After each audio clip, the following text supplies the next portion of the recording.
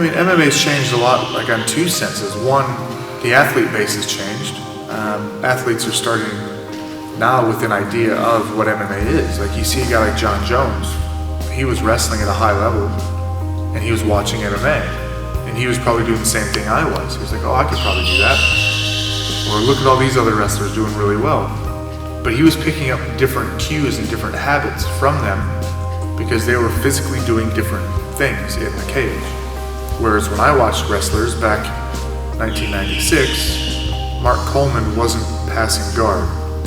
Mark Coleman wasn't doing certain things. Mark Coleman wasn't submitting people from the back after wrestling his way there. He would sit up and hit you and hold you and hit you, and that was it. You know, so guys these days, they come into the room with a whole different set of like mental images to go practice, and that's huge. I mean, if your mind's already open to what's going to happen, some of the mystery's gone. You can just go do the work. You know, back then everything was still a mystery. Like I was searching for the proper techniques to train. I'm like, I don't want to do guard armbar. That's not me. I'm not going to be good at this. But where did I go find the techniques that were going to help me succeed? There's no one doing them in the spotlight, and they didn't have YouTube back then. So it's really hard. Well, now you can make your game and kind of frame it and say, I'm the boxer, wrestler, or whatever.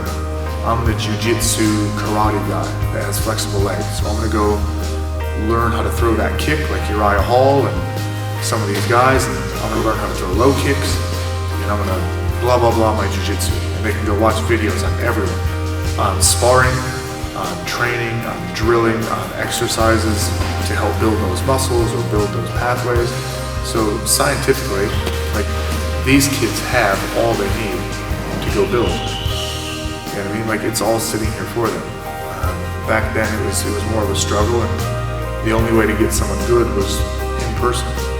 And that had people driving hours to go train with people. I know people that would drive 3-4 hours to train with Frank Shamrock, to drive 3-4 hours back just to go crawl through their bed from, you know, bottom to top. By the time their head hit the pillow, their alarm was off to go to work. You know, but that's what they had to do to train with decent people, because watching Paul Vunak and George Dillman videos just wasn't cutting it back then. As far as the sport, like on the other end, like the sport structure, obviously there's a lot more money in the sport, but it's all filtered toward that top end. So the UFC's really done well, kind of harness that, and really bring all the martial arts back to one. You know, the martial arts split. Fighting was just fighting, and then people started naming it, and then they started giving out belts under those names, and blah, blah, blah, blah, blah. Well, they say, you know, MMA is the fastest growing sport in the world. I don't really believe that. I just believe more people are coming back under and viewing themselves as mixed martial artists instead of light and karate. Well, I don't know. The guy couldn't take me down because I have really strong core stance. So what are you talking about grappling? We don't grapple. We anti-grapple. So people are getting more realistic. So now, you know, you're getting these different styles. Like jiu-jitsu gyms actually talk about boxing. So now it's not jiu-jitsu gym, it's a mixed martial arts gym. It's grappling and striking. Somewhere in the same gym, you can be mixed. You can mix it. So I think it's just everyone coming back under that same umbrella finally. And with that, again, a lot of the money, a lot of the perks of having mass appeal are starting to show with sponsorships and with mainstream media and things like that. And the rules, obviously, on the lower end, the lower tiers are starting to follow. Some of the government, you know, state, local governments are starting to fall in line and make sure there's, you know, proper licensing and a commission and things like that. So hopefully one day it can be just kind of one thing instead of, you know, in the US it's 50 states and all of them have different views towards it. Like New York, it's not legal. And Michigan, you can run an amateur show without blood tests, but you have to run a pro show and you have to go through all these protocols.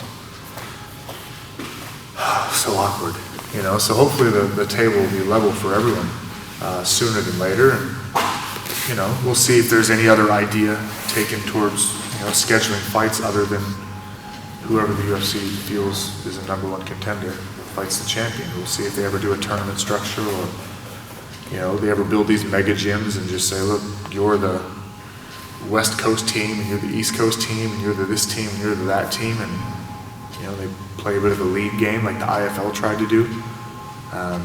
Yeah, I mean, a lot of things can be done. It takes a philosophy and a bit of money at the top, and the money's there now.